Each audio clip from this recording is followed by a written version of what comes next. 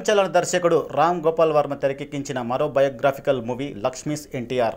ఎన్టీఆర్ జీవితంలోకి లక్ష్మీ పార్వతి ప్రవేశించిన తర్వాత జరిగిన సంఘటనలు, లక్ష్మీ పార్వతికి ఎదురైన అవమానాలు, ఎన్టీఆర్ లక్ష్మీ పార్వతిల మధ్య ప్రేమానురాగాలను ఈ సినిమాలో ప్రధానంగా చూపించాడు.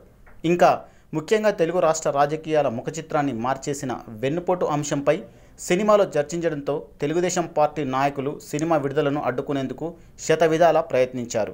ఆంధ్రప్రదేశ్లో సినిమా రిలీజ్పై స్టే విధించడంతో ఇతర ప్రాంతాల్లో లక్ష్మీస్ ఎన్టీఆర్ ఈరోజు ప్రేక్షకుల ముందుకు వచ్చింది. మరి వర్మ చెప్పినట్టుగా నిజాలని తెరకెక్కించాడా? ఎన్టీఆర్ అసలైన బయోపిక్ సినిమా ఇదేనా? లక్ష్మీస్ ఎన్టీఆర్ కొత్త కథేం కాదు, తెలుగు ప్రజలందరికీ తెలిసిన కథే. 1989లో ఎన్టీఆర్ అధికారం కోల్పోయిన సమయంలో ఒంటరిగా ఉన్న ఎన్టీఆర్ దగ్గరకు ఆయన జీవిత చరిత్ర రాసేందుకు లక్ష్మి వస్తుంది. ఉన్నత చదువులు చదువుకున్న ఆమె గురించి తెలుసుకున్న ఎన్టీఆర్ జీవిత చరిత్ర రాసేందుకు లక్ష్మీ పార్వతికి అనుమతి ఇస్తాడు. అలా ఎన్టీఆర్ జీవితంలోకి ప్రవేశించిన లక్ష్మీ పార్వతి గురించి కొద్ది రోజుల్లోని దుష్ప్రచారం మొదలవుతుంది. ఆ ప్రచారం ఎన్టీఆర్ దాకా రావడంతో మేజర్ చంద్రకాంత్ సినిమా ఫంక్షన్లో లక్ష్మీ పార్వతిని పెళ్లి చేసుకోబోతున్నట్టుగా ఎన్టీఆర్ ప్రకటిస్తాడు. ఎన్టీఆర్ అల్లుడైన బాబురావు ఓ పత్రికా అధిపతితో కలిసి లక్ష్మీ పార్వతి మీద చెడు ప్రచారం మొదలు పెడతాడు. 1994లో లక్ష్మితో కలిసి ప్రచారం చేసిన ఎన్టీఆర్ భారీ మెజారిటీ సాధించి తిరిగి అధికారం చేపడతాడు. ఆ తర్వాత జరిగిన పరిణామాలు, కుటుంబాన్ని తన వైపు తిప్పుకున్న బాబురావు కుట్రలకు తెరతీస్తాడు. కుటుంబ సభ్యులను బెదిరించి తన వైపు తిప్పుకొని ఎన్టీఆర్ను వెన్నుపోటు పొడిచి సీఎం కుర్చీ లాక్కుంటాడు. పదవి కోల్పోయినా, ఎన్నో అవమానాలు ఎదురైనా ఎన్టీఆర్పై వైస్రాయ్ హోటల్ దగ్గర చెప్పులు వేయడంతో కుమిలి చనిపోతాడు. ఇదే లక్ష్మీస్ ఎన్టీఆర్ కథ. నటీనటులు. ఈ సినిమా కోసం వర్మ ఎంచుకున్న ప్రధాన పాత్రధారులంతా తెలుగు ప్రేక్షకులకు కొత్తవారే.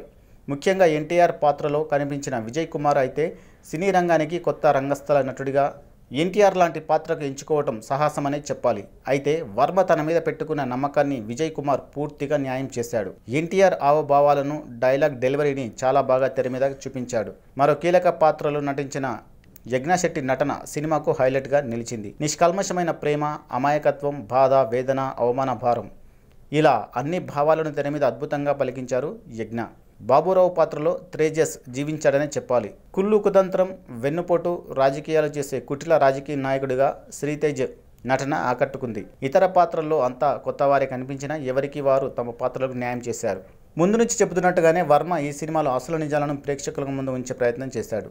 ఎన్టీఆర్ అనే మహానాయకుడు ఎలా ఒంటరివాడు అయ్యాడు, ఆ సమయంలో లక్ష్మికి ఎలా దగ్గరయ్యాడు, వారిద్దరి మధ్య ప్రేమ ఎలాంటి పరిణామాలకు దారి తీసింది, లక్ష్మీ పార్వతి మీద ఎన్టీఆర్ కుటుంబం ఎలాంటి కుట్రలు చేసింది, ఆ కుట్రల వెనుక ఉన్న అసలు మనుషులు ఎవరు, చివరకు ఎన్టీఆర్ మరణానికి కారణమైన వెన్నుపోటు వెనుక ఉన్న అసలు వ్యక్తి ఎవరు అన్న విషయాలను ఈ సినిమాలో కళ్ళకు కట్టినట్టు చూపించారు. వర్మ మార్కెటింగ్ ఈ సినిమాకు ప్రధాన బలంగా చెప్పొచ్చు. ఎన్టీఆర్ లక్ష్మీల మధ్య సన్నివేశాలను వర్మ తెరకెక్కించిన విధానం ప్రతి ఒక్కరిని ఆకట్టుకుంటుంది. అయితే అక్కడక్కడ కాస్త కథను నెమ్మదించినట్టుగా అనిపించినా ఒకసారి కథలో లీనమైతే అవేవి పెద్దగా ఇబ్బంది పెట్టవు.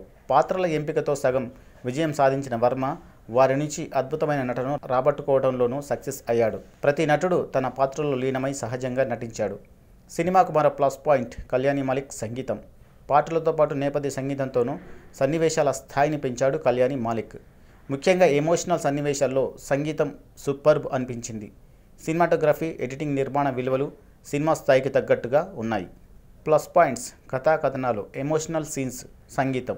మైనస్ పాయింట్స్ అక్కడక్కడ నెమ్మదించిన కథనం. For more details please like, share and subscribe.